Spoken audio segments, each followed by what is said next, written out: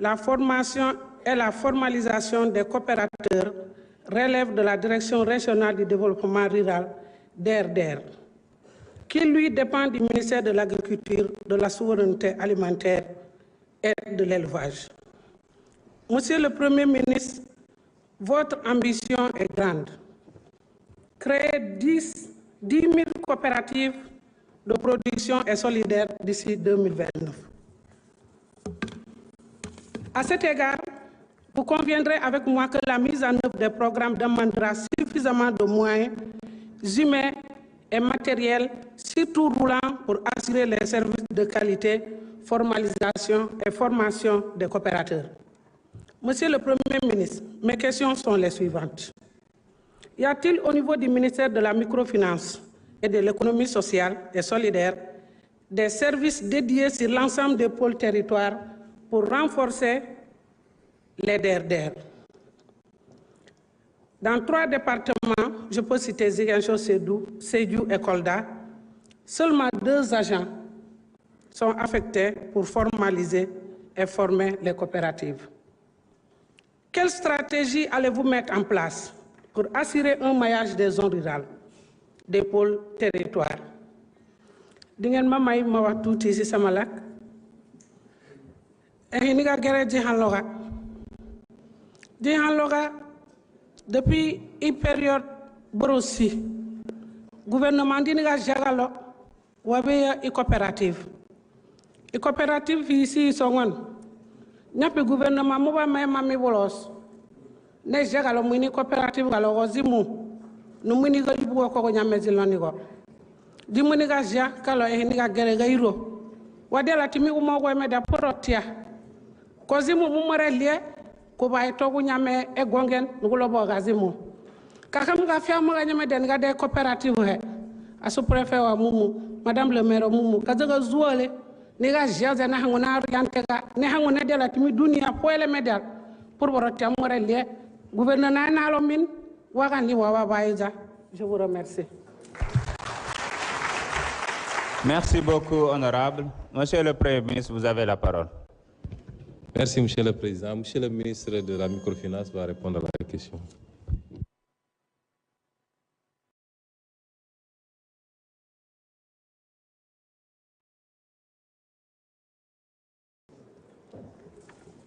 Assalamu alaikum wa rahmatullah. Monsieur le Président de l'Assemblée, Monsieur le Premier ministre, honorables députés, chers membres du gouvernement, honorable député Jacqueline Sagna,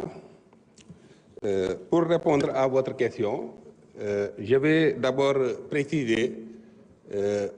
le rôle des coopératives productives solidaires. Tout d'abord, on n'avait pas en place une véritable approche coopérative. Les coopératives agricoles, notamment les coopératives agricoles communautaires, relèvent du ministère de l'Agriculture et sont encadrées dans le cadre de l'OADA. Mais si vous comprenez le sens véritable de l'économie sociale et solidaire, c'est une économie qui doit viser à organiser, à structurer l'ensemble des forces productives, aussi bien à l'échelle individuelle qu'à l'échelle collective, pour pouvoir booster la productivité. Et je vais continuer un peu en wolof pour être beaucoup plus clair et permettre à tout le monde de comprendre l'importance de votre question. Je veux wax ne rek CPS yi ñu koy wax coopérative productive solidaire li ko tax a jóg mooy dafa nekk ay jumtuwaay yoo xam ne bu ngeen seetloo état bu Sénégal bi fi nekkoon ba laata le président Diomaye di ñëw ak le premier ministre Ousmane Sonko ñu joxe ñaari instruction benn bi mooy il faut que ñun gouvernement bi ñu lëkkaloo di liggéey nga xam kenn ku nekk du dem ci wetam di liggéey di uuteeg li keneen ki def muy co-construction boobu président joxe instruction le premier ministre wax ne dafa bëgg lu concret loo xam ne day am impact fii la taxawoon ci discours de politique générale mu wax ne nañuy dem ci effet yi waaye bu ñu wax ne réalisé nañ ta nangam def nañ nangam waratuñ nekk foofu dañoo bëgg li ñuy def mu am jeexital ci askan wi ci loolu nag ñun bi ñu ñëwee ñu gis ne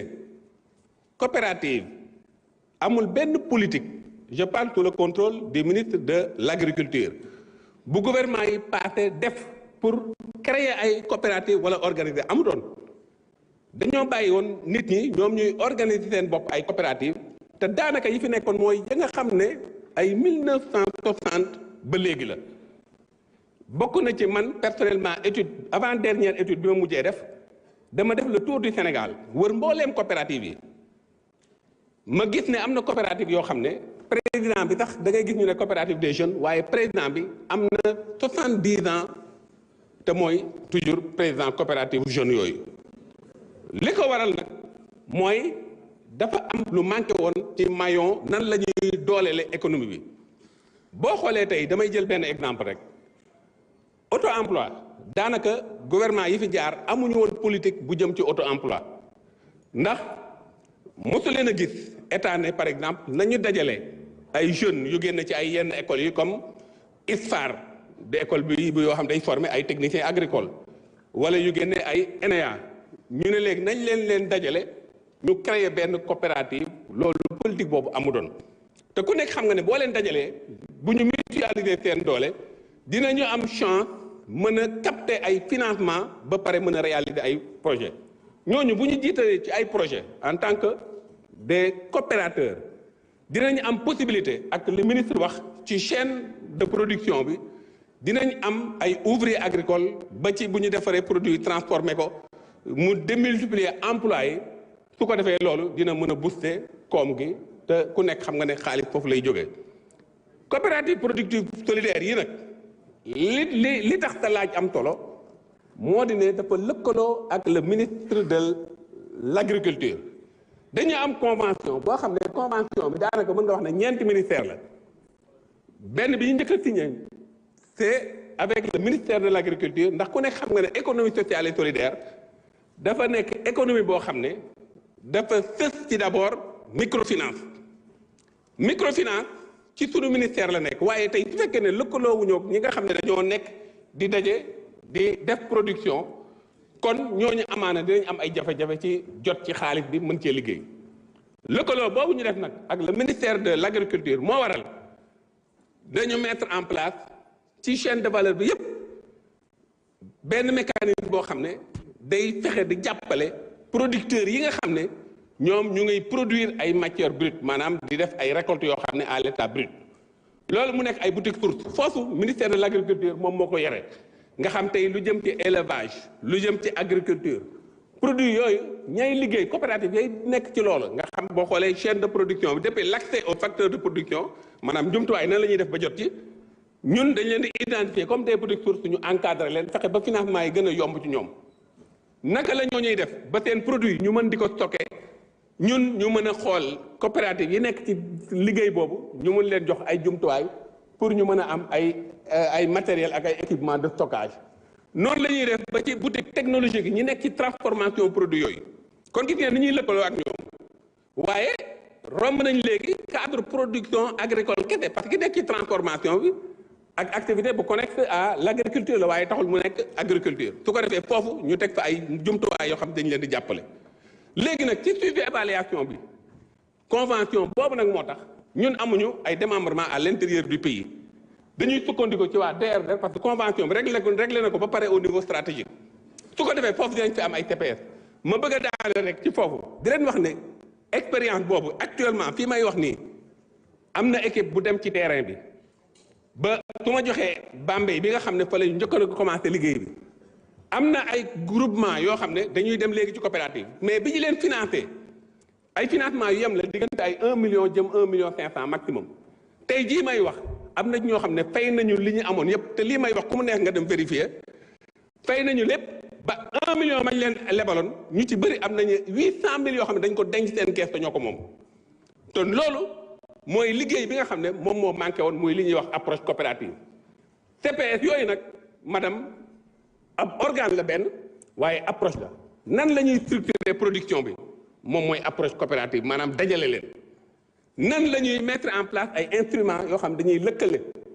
mettre leen en réseau loolu moo tax ñu teg ay coopératives productives solidaires am na ci artisanat bi avec le ministre de l'artisanat moom am nañ convention ak moom tailleurs yi ak mécaniciens yi ak menuisiers yi xam nga ñooñu ak coopérative agricole moo tax CPS uute ak coopérative agricole communale wala communautaire donc lii dafa laal tous les corps de métier fekk ñu ngi nekk ci ay lëkkaloo rek dañ leen di mën a dajale fekk bokk nañu métier mu am ci yu mix yoo xam ne nag dañuy def ay prestation de service masalan am na ay jumtuwaay yu ñu war a soxla état bi mën na jël jumtuwaay yooyu mu jox leen ko comme ay tracteur prestation boobu ñoom ñu di ko assurer au lieu ñu jox ko benn nit nga xam kenn rek moo koy yore amul lu ko matamatale su ko defee yombal liggéey asalaamaaleykum wa rahmatullah jërëjëf